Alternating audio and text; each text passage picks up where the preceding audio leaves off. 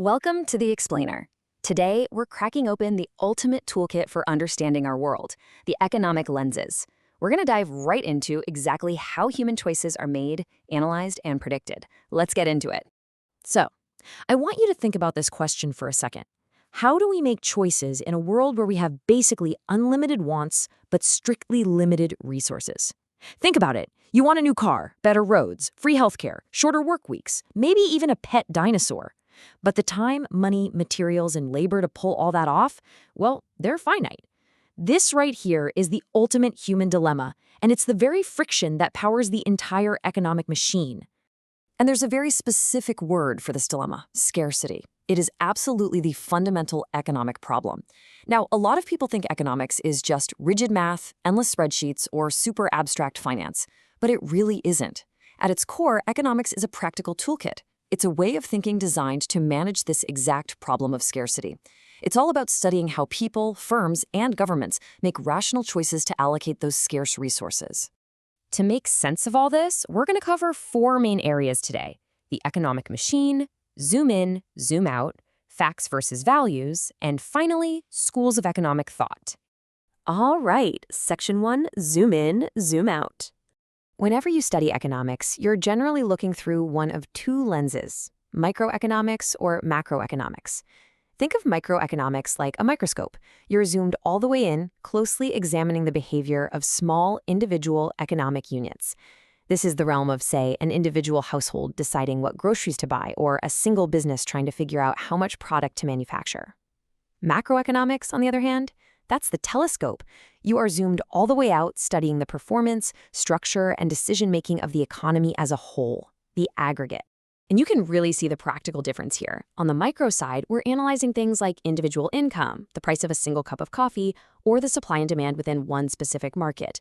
But when you shift your gaze to the macro side, the scope changes completely. Now we're tracking national income, looking at the entire gross domestic product, general price levels like inflation, and national unemployment rates. Both lenses are looking at the exact same economy, just from entirely different altitudes. Moving on to Section 2, facts versus values. First up, we have positive economics. This lens acts like an objective scientist. It's entirely focused on what is. When economists use this approach, they're dealing strictly with statements that can be tested, based on facts and backed up by hard evidence. It is completely value-free.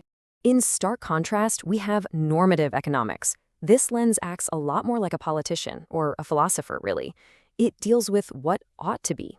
Normative statements are firmly rooted in value judgments and personal opinions about what policies should be implemented or what outcomes are actually desirable.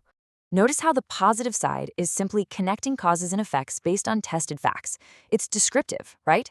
But on the normative side, you're making prescriptive recommendations based on subjective views of how the world should be.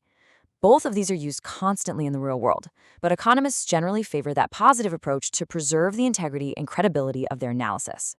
Let's test this out with a few real-world examples. A positive statement would be something like, raising the tax on beer will have a negative effect on the profits of brewers. That is a testable, objective relationship. But look at the normative side. Higher education should be free, or unemployment is more harmful than inflation. Notice those words should or more harmful. Those are subjective value judgments. They might be widely agreed upon, sure, but they literally cannot be proven with pure data. Being able to recognize which lens someone is using is honestly a superpower when you're listening to the news. All right, let's jump into Section 3, schools of economic thought.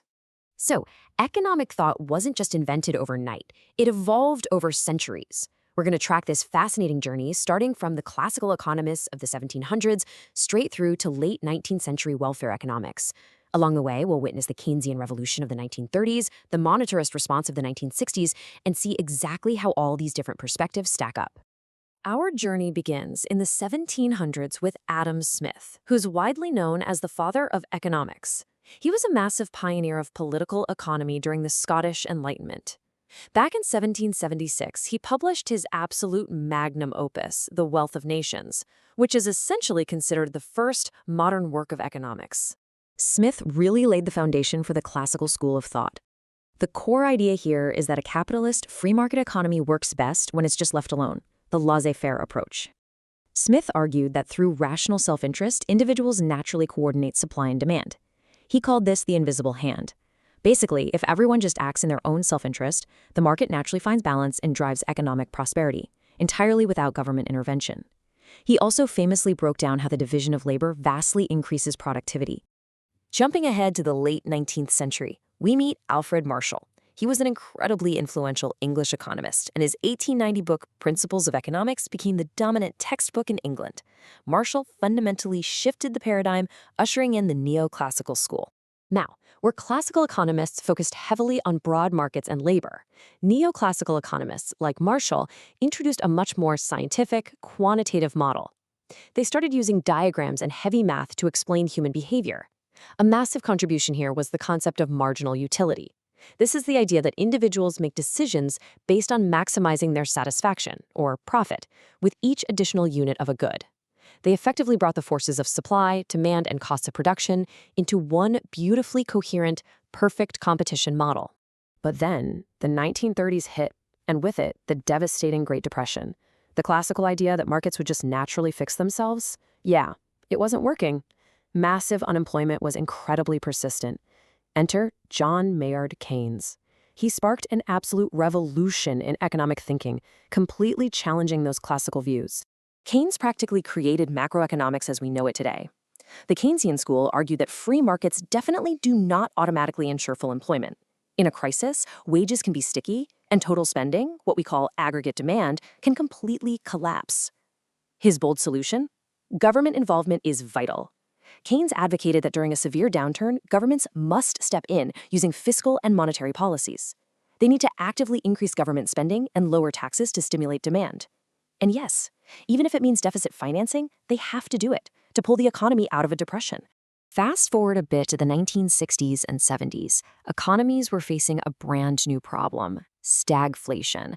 That's a brutal mix of high inflation and high unemployment. The Keynesian model was really struggling to explain it. And this paved the way for Milton Friedman, a brilliant mind from the Chicago School of Economics, who would actually go on to win the Nobel Prize. Friedman became the primary critic of what he playfully called naive Keynesian theory. He pioneered the monetarist school. Friedman argued that heavy-handed government intervention often does way more harm than good.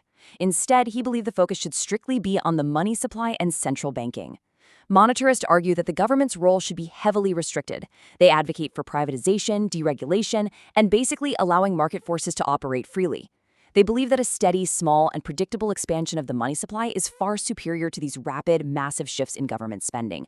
Now, while Friedman was out there debating macro-level intervention, let's rewind just a little bit to look at a completely different angle with Vilfredo Pareto. He was an Italian polymath born in 1848 who helped deeply develop the field of microeconomics and the study of income distribution. Pareto is a key figure in welfare economics. Remember our chat earlier about normative economics, the whole what ought to be thing? Well, welfare economics is essentially the normative branch of the discipline. It's deeply concerned with how economic activity ought to be arranged to maximize overall societal welfare and improve income distribution. Pareto introduced concepts like Pareto optimality. This is a state where resources are allocated in the absolute most efficient way possible, basically measuring how we can make someone better off without making anyone else worse off. So here's the crucial point. We've looked at the micro and the macro, the facts and the values, and this fascinating history from Adam Smith's invisible hand to Keynes's government intervention, all the way to Friedman's money supply.